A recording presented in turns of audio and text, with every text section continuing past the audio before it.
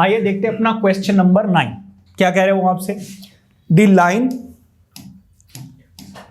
Line through the point this and this intersects the line this eight right angle.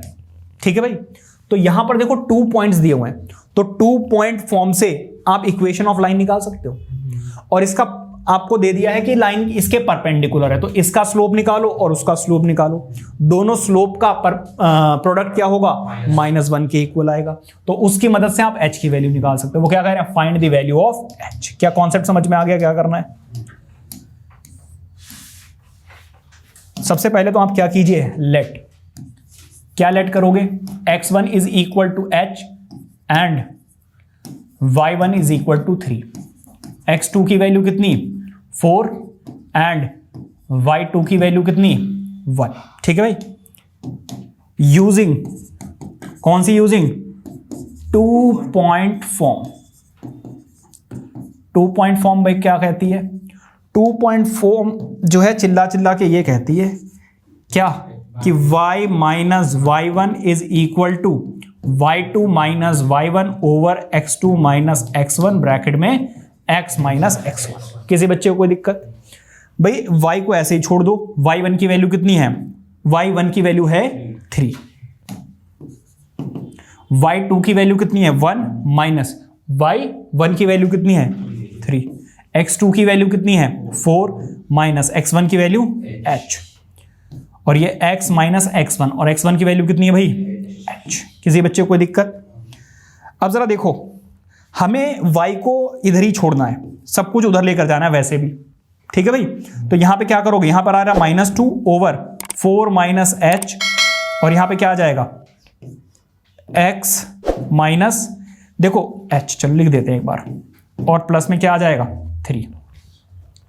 अब आप क्या करोगे, इसको अंदर मल्टीप्लाई करोगे और फिर इससे मल्टीप्लाई करोगे और फिर निकालोगे वैल्यू। ठीक है भाई, जरा देखो, y को ऐसे ही छोड़ दो, इसको अंदर मल्टीप्लाई करो। जब आप अंदर मल्टीप्लाई करोगे तो आंसर आएगा -2 over 4 minus h into x, और माइनस माइनस क्या हो जाएगा भाई प्लस, तो +2h over 4 minus h plus 3।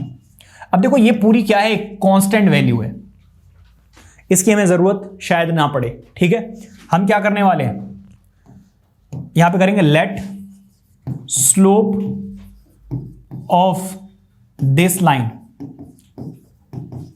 Is equal to m1 which is equal to -2 over 4 minus h।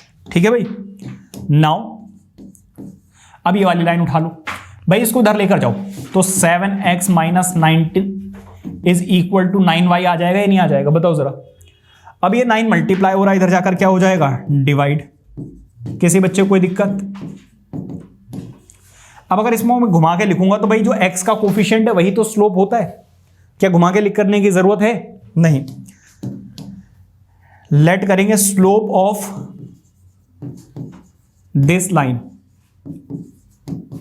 is equal to m2 which is equal to what 7 over 9। अब आप क्या लिखोगे, since both lines are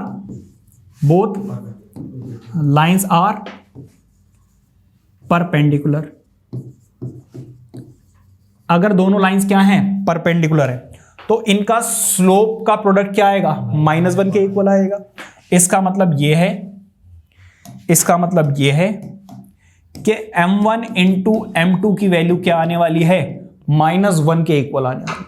m1 की value कितनी है भाई, -2 over 4 minus h, और इसकी वैल्यू कितनी है 7/9, 7 ओवर 9।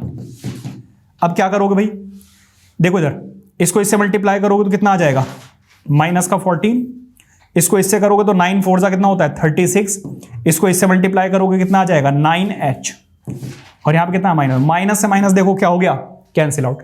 इसको उधर मल्टीप्लाई करो जाके, तो 14 is equal to 36 minus 9h।